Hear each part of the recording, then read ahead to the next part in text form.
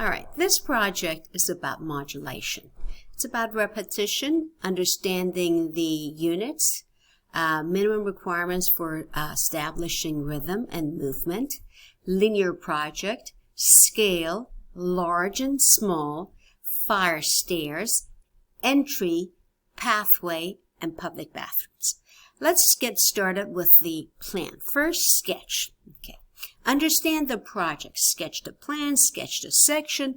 Then we get started with sketching the floor plan in CAD. Notice that I've got lots of lines. It doesn't mean that I actually have walls. Let me take you to 3D. I have established where I would like to have my columns. Let me take you back to the floor plan and tell you where my module gets started.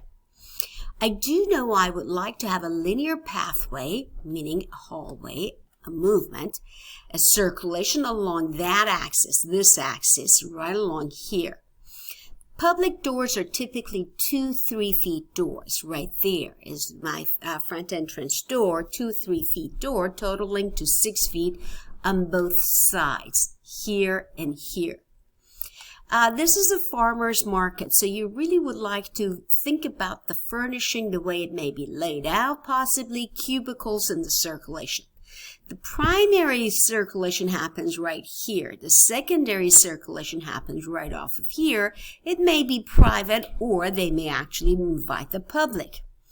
Then you have these larger modules right over here, which is very similar to the Greek stoa. You would like to study the Greek stoa and the movement and what happens within the Greek stoa and the importance of the column configuration.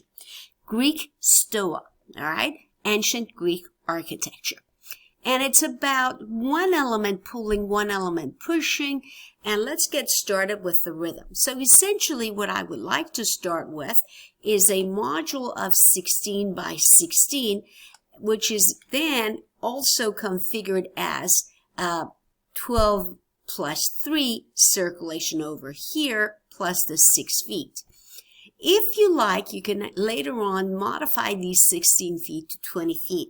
But we need to do it with a lot of care, and we need to analyze it. And it may be done because of the bathroom layout, but there's another way to actually set up the bathroom. What you like to do is get a couple of your elements there. The rest of it, just keep it as simple lines. Once you have a good sense of what's going on, copy and paste. Learn how to copy and paste one module without losing your rhythm and the movement and the exact dimensions.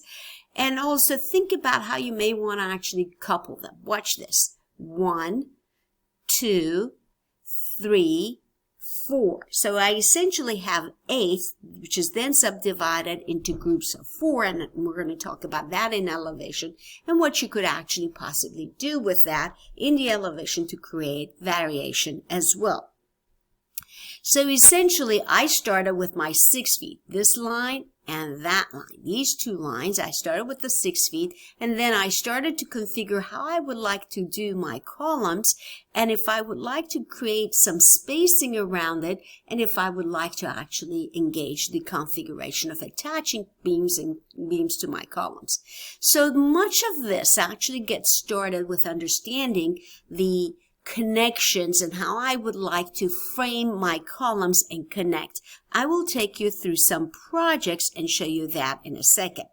So if you looked at, for example, Nick's project, Nick is actually studying the connection very early on, how he would like to connect his beams to his columns. There are variations in terms of how you would like to do that. And you may decide whether you want to come right underneath, you want to come on either side, you want to frame it, how do you want to connect down to the ground, and what's the connection down at the bottom versus the top.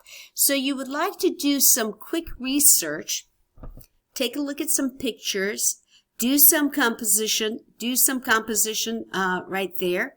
I just want to quickly take you there, and you can actually see the variations. And let me just show you right here what I actually have as well. So let's get back to the plan. Here it is. And you can actually see that I've created these cubicles and possible pull and push with the modulation, possibly putting some kind of a door over here you can actually see that I actually created a module of 3 feet entrance here, 3 feet entrance over here. Later, we will talk about how you would like to approach the bathrooms. Here, I created a minor entry, vestibule if you like to call it, or foyer. Here, I created more of a major one where the bathroom happens right off of it.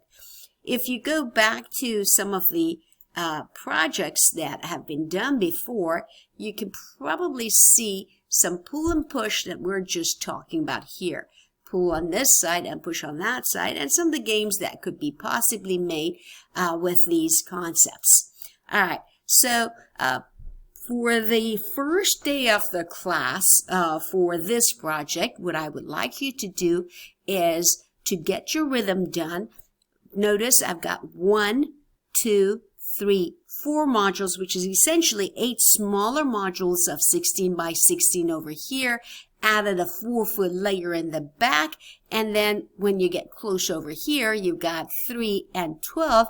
And as you look closer, you'll see you got actually 4, 4, 8 right over here, which allows you to plug your columns and gives you enough room to put your frame so you can plug your glass door right over here. So that is what's due for the first day, including your sketches that are going to be plugged in, what it is that you want to see with the facade, what you'd like to do with the overall composition and analysis of the project in terms of linear concept. The term is linear concept.